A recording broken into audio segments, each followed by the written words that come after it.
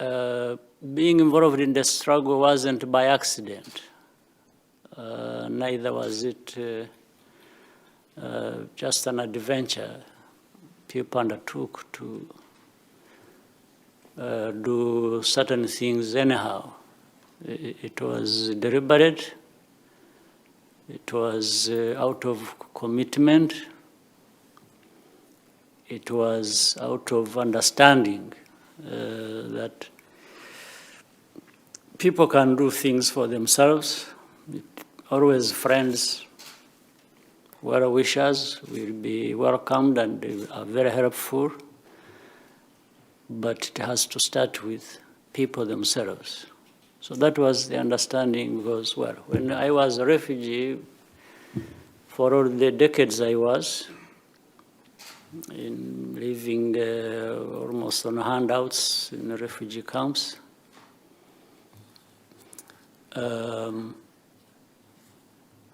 first of all, the understanding was this was the wrong place for me. It is a wrong place for anybody. And therefore, the understanding was, no, but somebody or people can challenge this kind of thing. Because one asks themselves, why would others be okay? And they are okay for what they are able to do for themselves.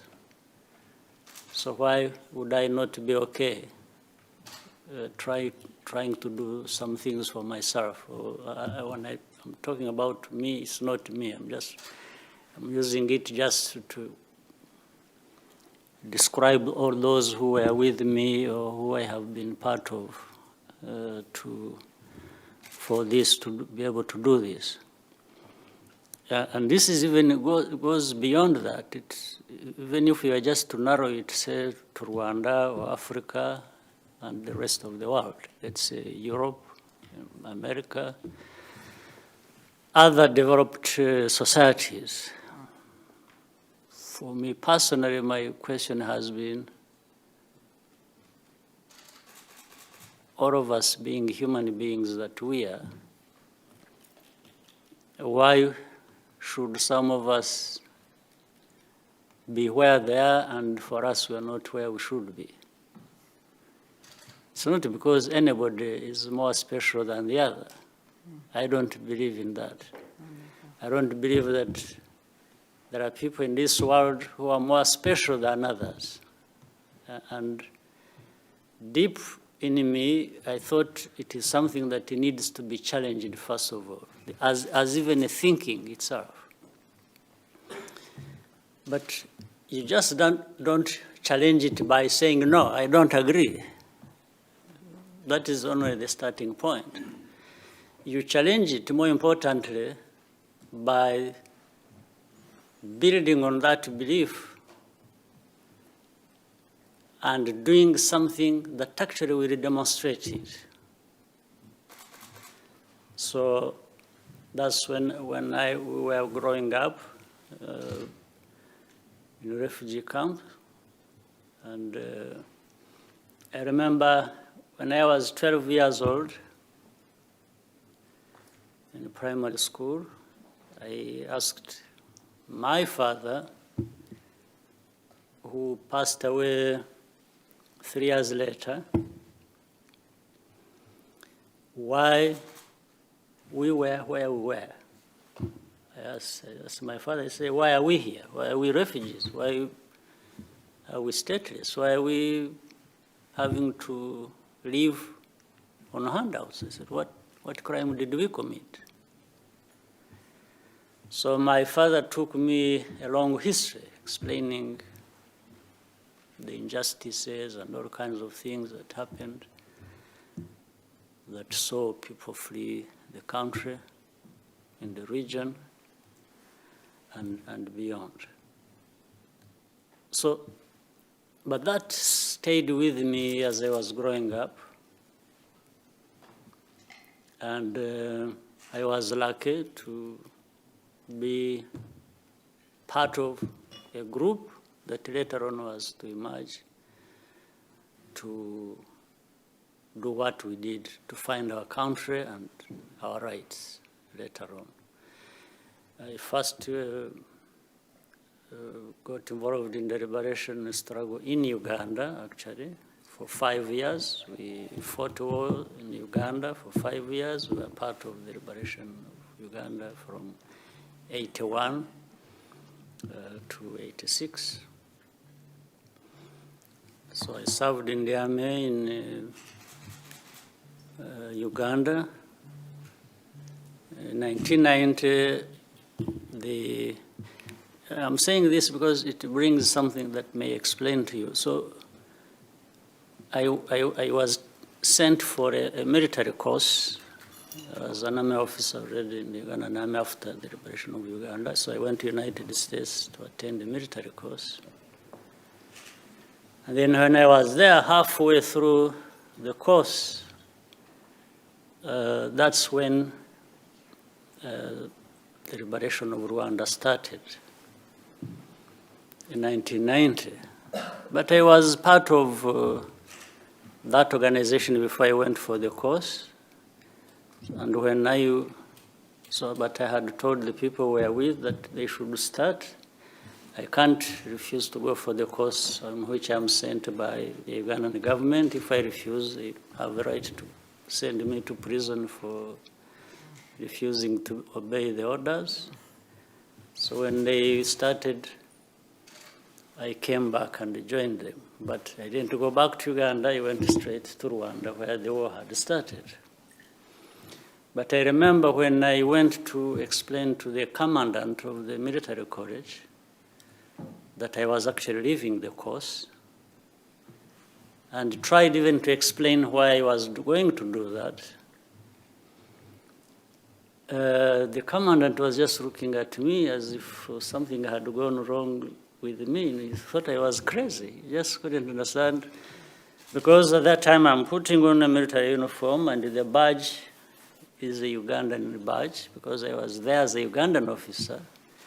Then I'm telling him how I'm going to fight a war in Rwanda. And I'm trying to tell him how I grew up as a refugee and how I came to be there. The guy couldn't understand what I was talking about.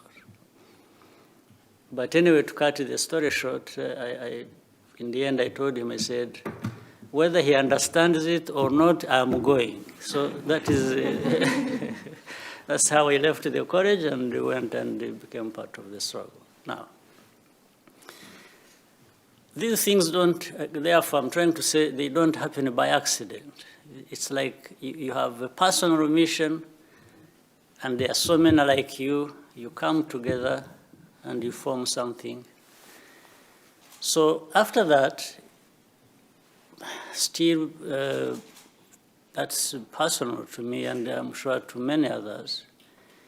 You don't sacrifice yourself, you don't base on these convictions and ideals to do something like that, and then when it comes to you, you start wasting the opportunity. So when you have identified the opportunity, you go for it. And if it means a fight for it, it means a sacrifice for it, it means...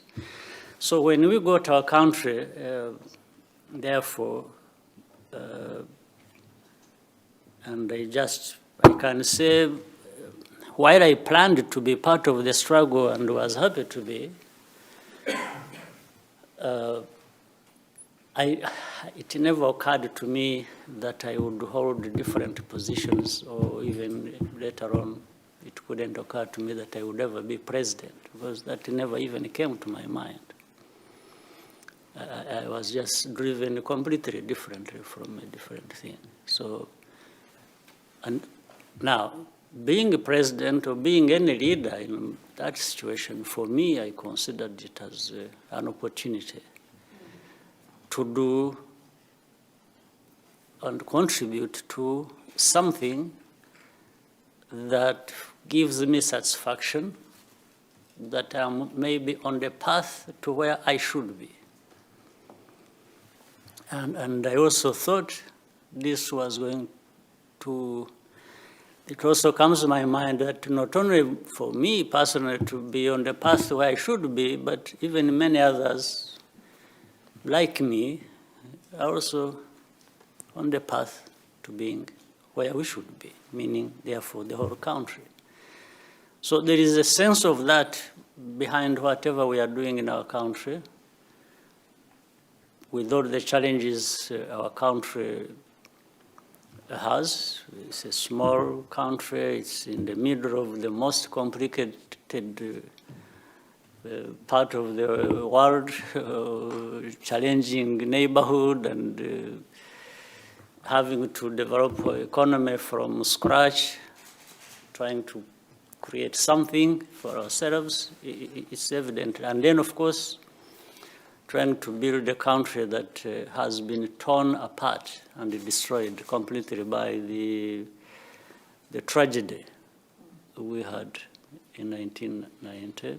We had many other tragedies, being poor country and so on is bad enough. Then it was followed by far worse things where we lose 1 million people.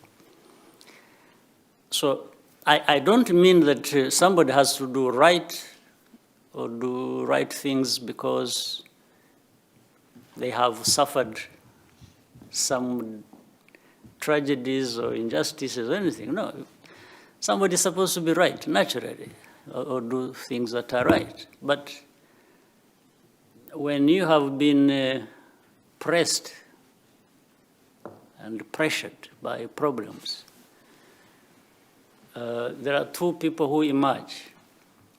One is the one who gets crushed by this tragedy and the pressures and gives up. That's one possibility, and maybe it happens to many, actually more than the second part, which I wanted to say is these pressures of life can form you into something that is going to stand the test of time. And you, therefore, so in our situation, we have had those two things. We have had people who gave up and got crushed by the pressures of time. And we have also had some who stood up and said, we'll give it a fight until we get what we want. So I chose to be on that one, on that side. Excellent. Thank you very much.